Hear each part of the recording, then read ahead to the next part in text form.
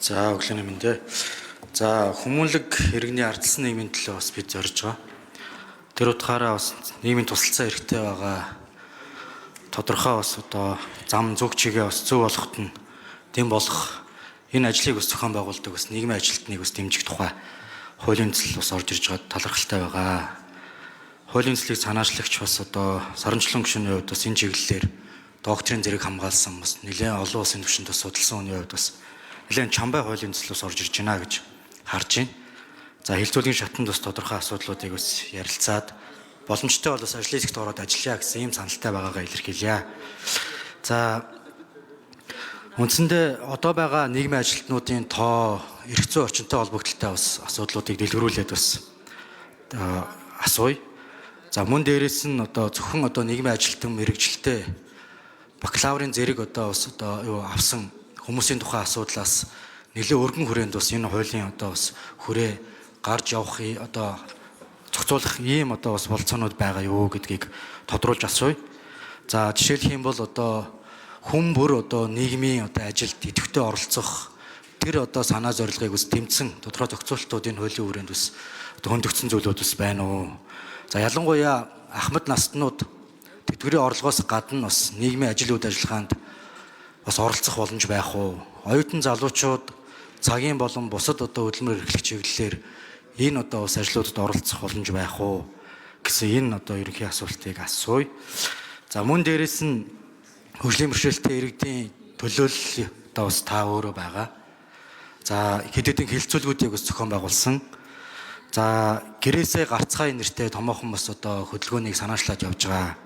Монгол улсын төр засгийн бодлого гэртээ байгаад асраа тавил дэмжээд байя гэдэг ийм бодлого руу бас чиглээд байгаа. Харин энэ нийгмийн туслах үйлчлэгээ, хувийн туслахын үйлчлэгээтэй холбогдлолтой асуудал бас энэ хууль дээр тусгагдж байгаа дэмжлэг болох зүйлүүд байна уу? Хөгжлийн бэрхшээлтэй иргэд нийгмийн амьдралд оролцоход нь нийгмийн ажилтнууд мөн одоо хувийн туслахууд зал чиглүүлэх ийм одоо бас бололцоог тусгасан зүйлүүдс байна уу гэдгийг тодруулж асууя. За төсөв санхүүгийн боломжн дээр төрийн болон бусад өөр дэмжлэгүүд бас ямар одоо зүйлүүд байгаа вэ? Судалж үзсэн зүйлүүдс байна уу? За зөвхөн бас одоо төрөөс гадна энэхүү одоо бас нийгмийн ажилтны үйл ажиллагааг дэмжих чиглэлээр тодорхой зохицуултуудыг, татврын тодорхой чиглэлүүдийг хуульчилж одоо тусгах байдаг юм уу? Ийм одоо онцгой татваруудыг бас чиглүүлэх энэ төр байдлаар их усрыг бүрдүүлэх гарц гаргалгаанууд байна уу гэсэн асуудлуудыг бас наривчилж асууя. За хууль санаач хариулах. Отхны саранчлаг гэж хариулъя. За гавлаг гишүүнд баярлалаа. За нэгдүгээр асуудал нь бол нийгмийн ажилтнуудын хүний нөөц чадваржуулалт залуучуудын асуудлууд ахмадуудын асуудлыг бас ямар холбоо харилцаатай талаар хөндөж байна.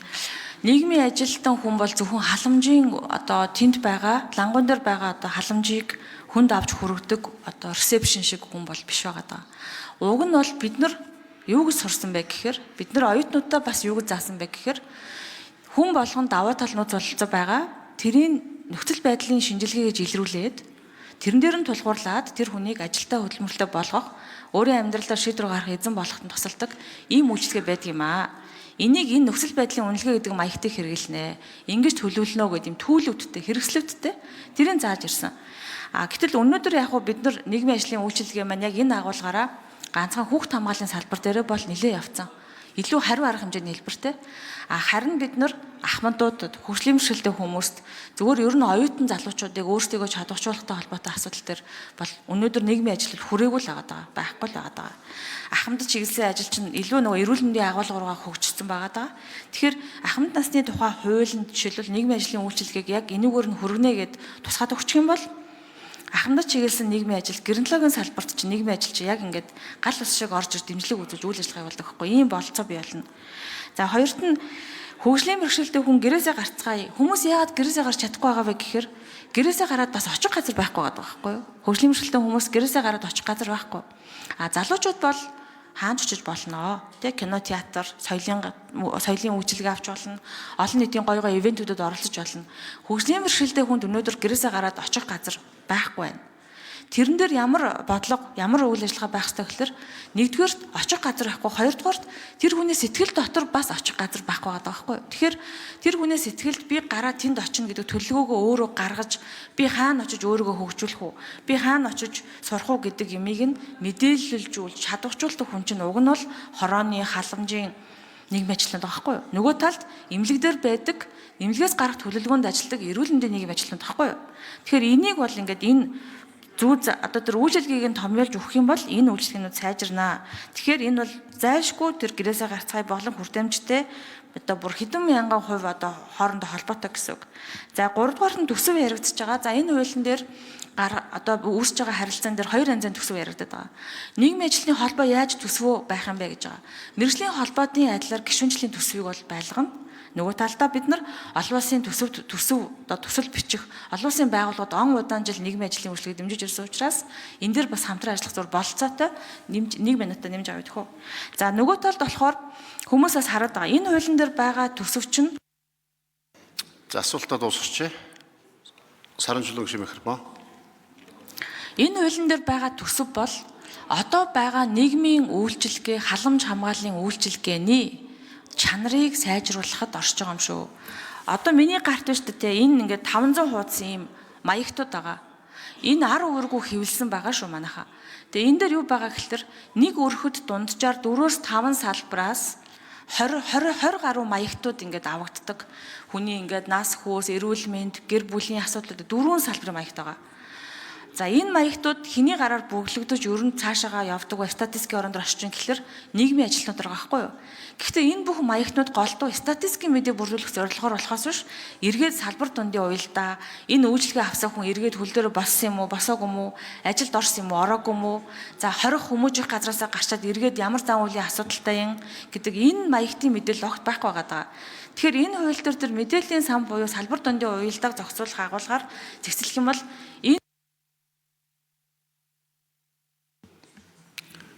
За лавгсрынгийн за мөнгөн цогийн гайхуулах гишүүн тодруулж асууя.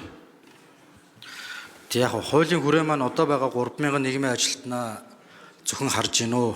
Хүн бүр ер нь нийгмийн ажилтан байх, нийгмийн ажил үйл ажиллагаанд оролцох чиглэлийн заалтууд байна уу гэсэн яг ерөнхий асуулт байгаа. Энийг бас ажлын хэсгийн хүрээнд цаашдаа бас ярилцаад явах нь зөв бахаа гэж бодож байна. За энэ 7-гийн 1 дээр 8 үндсэндээ одоо үйлчлэгийг заасан байгаа.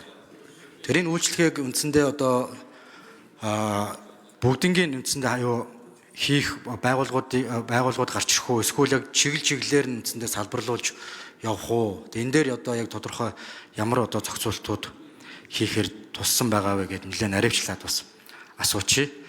За тэр хөгжлийн бэрхшээлтэй иргэд болон энэ ахмадууд давхар ажиллах юм боломж байх уу гэсэн тийм асуулт байгаа юм. Тэгээ энийг тодорхой хариулаач. За хариулах уу? За хууль санаач Саранчулан хариулъя. За нийгмийн ажлын үйлчилгээ бол ер нь 20-30 төрөл байдаг. Дэлхийн олон оронд хөгжиж байгаа. За Монгол улсад одоо хийгдэж байгаа, одоо хэрэгжиж байгаа хууль эрх зүйн 13 заалт 162 13 хуулийн 162 заалт дээр 20 гаруй журмаар зохицуулагдсан нийгмийн ажлын үйлчилгээ байгаа. Холбоотой. Эднэрийг бид нар илүү цэгцлээд илүү стандарт руу нойртуулахын тулд 8 төрлийн үйлчлэгийг тодорхойлж өгсөн байгаа хуулийн залтар. Энэ 8 төрлийн үйлчлэгээ бол тухайн салбараас хамаарат харилцан адилгүй байгаа. Жишээлх юм бол хавдраар өвдөд эмнэлгээс гарч байгаа хүнд чиглэсэн эмнэлгээс гарахтай холбоотой эрүүл мэндийн нийгмийн ажлын үйлчлэгээ бол жоохон өөр байдаг. Дотроо ингээд салбараас хамаарат өөр байгаа. Гэхдээ бүх нийгмийн ажлын хувь хүнд чиглэсэн, гэр бүл чиглэсэн үйлчлэгээ бол адилхан 5 үедээ туулдаг. Нөхцөл байдлын үнэлгээ хийлээ, төлөвлөлөө, эргэж хүргэлээ, дараах холбоо гэдэг юм заавал яригддаг зэрэгээр нэлээд нарийн тодорхойлсон байгаа. За нийгмийн ажил бол заавал мэргэжлийн үйлчлэгээ учраас хүн За асуултаа дуусгач. 1 минут Саранчулан гишүүн. За ахмад настан ер нь залуучуудыг нийгмийн ажилтан байж болох уу? Ер нь нийгмийн ажлын үйлчлэгээ хийж болох уу гэдэг асуулт өөрөө бас нөгөө айгүй юм хүмүүсийн ойлголтыг бас нэлээд харуулдаг. Тэгэхээр нэг сайн дурын ажил хийгээл нэг одоо буйны ажил ч юм уу гэдэг энэ нийгмийн ажил гэдэг энэ тодорхойлт шиг л ингээд сонсоод байгаа хгүй. Тэгэхээр энэ бол биш. Нийгмийн ажил чинь өөрийн гэсэн онолтой, аргатай, бие даасан мэрэгжил учраас хүн болгон энийг хийх боломжгүй. Бид нар хуульч хүмүүсийг эдийн засагч хий гэж хэлдэггүй шиг бид нар ямар ч хамаагүй хүмүүсийг за чи нийгмийн ажил хийгээрэй гэдэг боломжгүй. Тэгэхээр өнөөдрийн энэ хилцүүлгээс ч гэсэн хүмүүс бас энийг ойлгож авах юм бол олон ажил олгогч нар өнөөдөр нийгмийн ажилтан авъя гэдэг оромтон дээрээ өөр хүмүүсийг авахгүй байна, мэрэгжлийн үнд авах юм гэдгийг бас ойлгох хэрэгтэй. Харин нийгмийн ажилтан олон нийтийн шууд бус ажил, нөлөөллийн ажил хийхдээ энэ ахмадууд оюутнуудыг оролцуулсан, зохион байгуулсан ажлыг илүү төлхөө хийдэг байхгүй юу? Тэр талаараа л оролцоотой гэсэн үг. За тодруулж асууя, нэмэлт асуулт 1 минут ган хөлөг шүү. Тийм яг нийгмийн ажлын үйл ажиллагааг мэрэгжлийнхэн одоо зохион байгуулах хийгдэл дээр бол санал нэг байгаа. Тийм.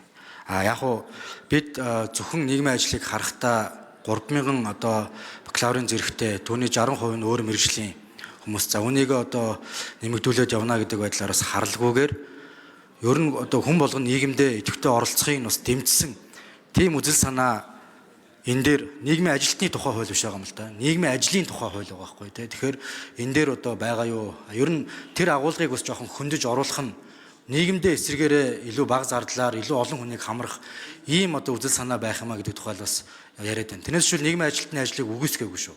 Тий. Ер нь бусад энгийн хүмүүс энэ ажлыг бас одоо хийснээрээ бас тодорхой дэмжлэг авах ч гэдэг юм уу, янз бүрийн тийм боломж олцоог бид нэр хөндөж ярих ёстой юу гэдэг тухай л асуугаад байна л да.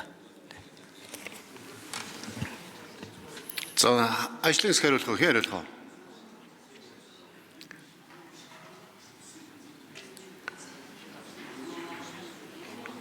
За ажлын хэсгийн 4-р микрофон оюун болд хуульч судлаач хариулъя. За сайн байна уу? Ган хүлэг гишүүний асуултанд хариулъя. Хуульч оюун болд байна. Нийгмийн ажлын тухай хуулийг босруулах явцад хэрэгцэн гол заалтууд болох нийгмийн ажлын төрөл хэлбэрүүд байгаа. Тэрний нэг нь энэ олон нийтийн оролцоог дэмжих урьдчилан сэргийлэхийн арга хэмжээг тусгасан. Тэгээ энэ дээр нөгөө иргэдийн болон олон нийтийн сайн дурын оролцоог дэмжих маягаар хүүх хүнийг чадваржуулах одоо тодорхой хүнд нийгэм сэтгэл зүйн зөвлөгөө өгөх гэх мэт ийм үйлчлэгийг энэ хуулийн төсөл тусгасан байгаа. Эдгээр үйлчлэгнүүд нь халамжийн болон бусад үйлчлэгэнд хамаарахгүй тусдаа яг нийгмийн ажлын ажил гэж тодорхойлогдсон ийм үйлчлэгээнүүдийг хуулийн төсөлд тусгаж өгсөн байгаа. За баярлалаа. За улсын хурлын гишүүн Жамбалын Ганбат